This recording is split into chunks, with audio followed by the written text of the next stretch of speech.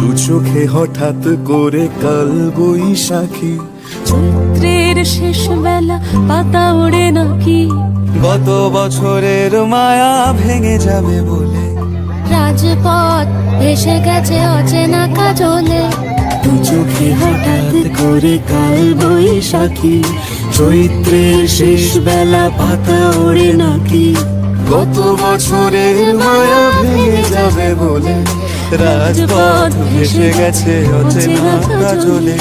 তুমিও অঝরে তাকে শুধু ভালোবেসো,